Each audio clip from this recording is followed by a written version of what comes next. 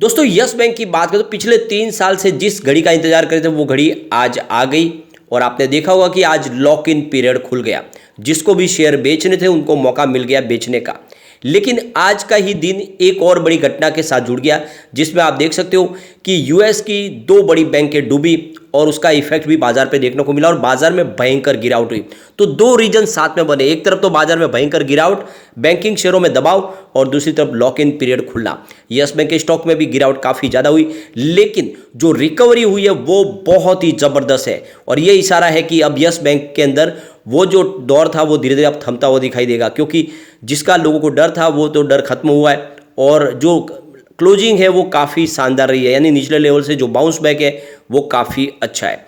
तो इसके हिसाब से कह सकते हैं कि अब यस बैंक के अंदर जो डर था वो खत्म हो चुका है। वैसे आने वाले समय में इसमें हो सकता है कि अभी और प्रॉफिट बुकिंग आए। आज भारी वॉल्यूम भी हुआ है, काफ़ी बड़े फंड हाउस ने जम के यहाँ पे अपनी प्रॉफिट बुकिंग की है, लेकिन यहाँ पे बड़े फंड हाउस ने जम के खरीदारी भी की है। और ये जो खरीदारी हुई ये इशारा है कि डिप में लोग खरीदारी करना पसंद करें। तो आगे की क्या संभावना बनेगी यस बैंक की जानने की कोशिश करेंगे, और आज की क्या संभावना बनी है और किसने कहाँ पे माल बेचा और किसने खरीदारी की, इन सारी बातों को जानेंगे इस वीडियो के माध्यम से।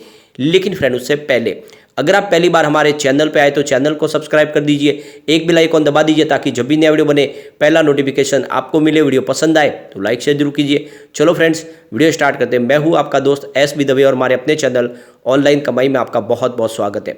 सबसे पहले यस बैंक के कारोबार को अगर डिस्कस करें तो यस बैंक के स्टॉक की शुरुआत 14.40 पर हुई, बहुत ही ज़बरदस्त गिरावट के साथ में। जो माहौल था उसी हिसाब से, क्योंकि क्लोजिंग फ्राइडे की थी 16.50 की, और आप देख सकते हो कि 15-16% की गिरावट के साथ में इसने आपको स्टॉक की शुरुआत होती हुई देखी जाएगी। और जो लो बना वो 14.40 का, यानी शुरुआती भारी गिरावट के साथ हुई। लेकिन जो हाई प्राइस है वो बहुत ही ज़बरदस्त चौंकाने वाली है। 16.30 की हाई प्राइस है आज की इंट्राडे की, और क्लोजिंग कल की 16.50 की थी। यानी स्टॉक वहाँ तक फिर से गया जहाँ से फ्राइडे को हमने क्लोजिंग देखी थी। यानी एक तरह से काफ़ी अच्छी रिकवरी बड़े फंड हाउस के दम पे हुई, जहाँ पे लोगों ने खरीदारी की।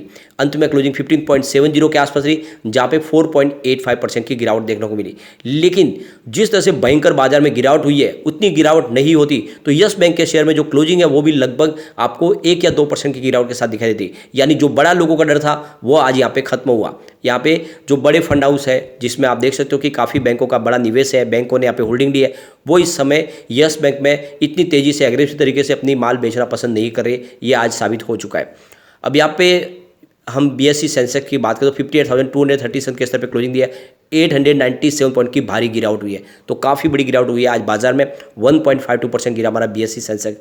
और शुरुआत आप देख सकते हो पॉजिटिव भी थी, लेकिन उसके बाद में जो गिरावट शुरू हुई तो एक तरफा गिरावट हुई। निफ्टी 50 भी 17,154 के स्तर पे आ चुका है, 17,200 का स्तर टूट चुका है, यानी 1.49% की गिरावट थी निफ्टी 50 के अंदर। निफ्टी बैंक की बात करें तो यहाँ पे गिरावट ज़्यादा थी, आप देख सकते हो 39,564 के स्तर पे 2.27% की गिरावट। और निफ्टी पीएसयू बैंक की बात करें तो यहाँ पे और भारी गिरावट थी, 3,746 के स्तर पे 2.87% की गिरावट, यानी लगभग 3% की गिरावट। निफ्टी प्राइवेट बैंक की बात करें तो 20,104 के स्तर पे 2.44% की गिरावट, यानी लगभग 2.5% की गिरावट निफ्टी प्राइवेट बैंक में थी।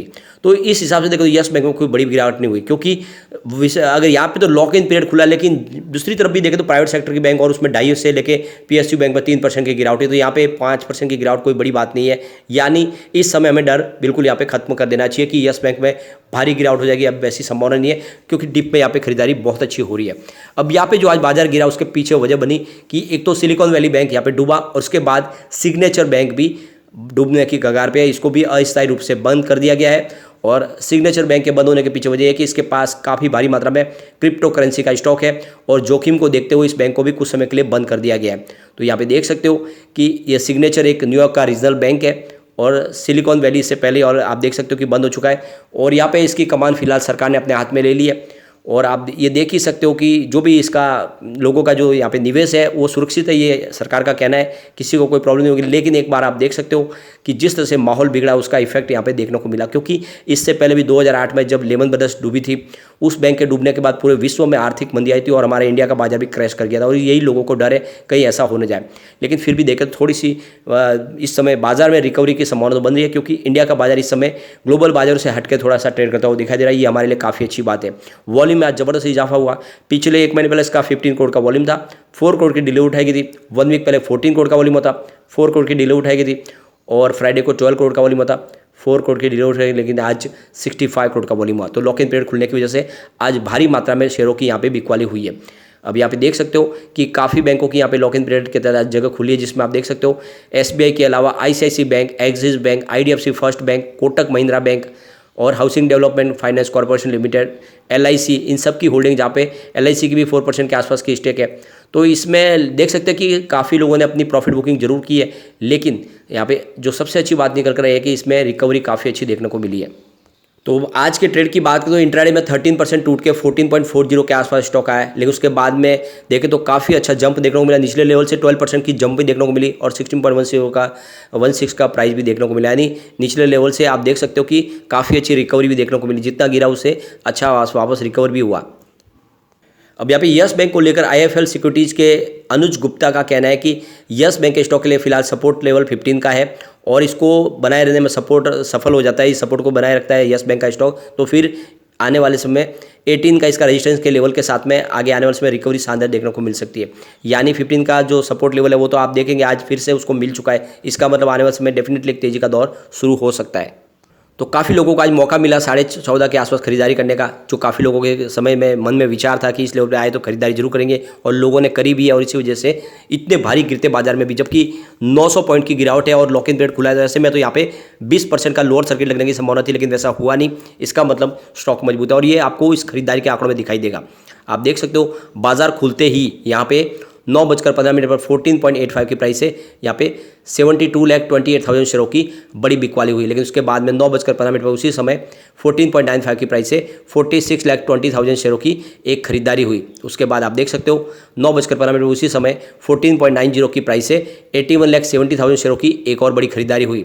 उसके बाद 9:15 पर उसी समय लगभग देख सकते हो 14.85 की प्राइस से 1,48,00,000 शेयरों की एक भारी बिकवाली हुई, और फिर उसी समय 9:15 पर 14.90 की प्राइस से 42,55,000 शेयरों की एक और बड़ी बिकवाली हुई। उसके बाद 9:16 पर यहाँ पे देख सकते हो 15 की प्राइस से करीब 60 लाख शेयरों की बड़ी बिकवाली हुई। फिर 9:17 पर 15.10 की प्राइस से 50,94,000 शेयरों की एक और बड़ी बिकवाली हुई। फिर 9:17 पर 15.20 की प्राइस से यहाँ पे देख सकते हो 54,80,000 शेयरों की एक और बड़ी बिकवाली हुई।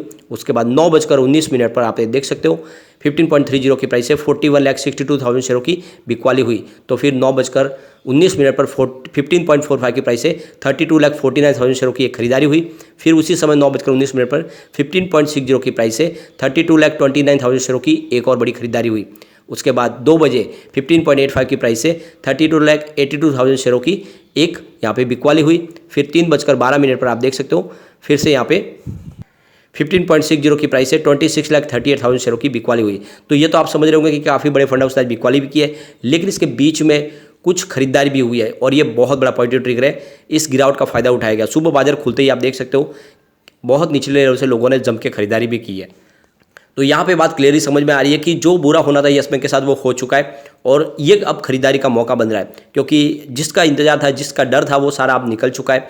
और बाजार ने भी आज साथ नहीं दिया बैंकिंग शेयरों का। बैंकिंग शेयरों में भारी गिरावट थी, तो 2 बड़े निगेटिव रीजन होने के बाद भी अगर 5% की गिरावट होती है तो ये एक बहुत बड़ा सबूत है कि अब यहाँ पे इतनी बड़ी गिरावट होगी। लेकिन ये बात भी है कि बहुत सारे जो इन्वेस्टर है वो एक साथ में गिरते बाजार में बेचना नहीं पसंद करते, तो जैसे थोड़ी सी इसकी प्राइस बढ़ेगी फिर वो अपनी प्रॉफिट बुकिंग करेंगे। इसलिए कुछ समय तक स्टॉक आपको सीमित दायरे में ही ट्रेड करता हुआ दिखाई देगा। यहाँ पे बड़ा जंप की संभावना फिलहाल नहीं है, पर मुझे लग रहा है कि ये 15 से 16 के रेंज में आपको महीने या 1.5 महीने तक ये स्टॉक ट्रेड करता हुआ दिखाई देगा। उसके बाद फिर से तेजी का माहौल बन सकता है। तो ये मौका है, जितना डिप में मिले खरीदारी करें और नजरिया लॉन्ग टर्म का लेके अगर आप निवेश करेंगे तो यस बैंक आपको डेफिनेटली बहुत अच्छा रिटर्न दे सकता है। लेकिन फ्रेंड, कोई भी इन्वेस्टमेंट करने से पहले अपने फाइनेंशियल एडवाइजर से बारे ले ले या अपना खुद का रिसर्च करें, क्योंकि मैंने वीडियो आपके एजुकेशनल पर्पज के लिए ही बनाया। वीडियो पसंद आए तो लाइक शेयर जरूर कीजिए और चैनल को सब्सक्राइब कर दीजिए। Thank you friend.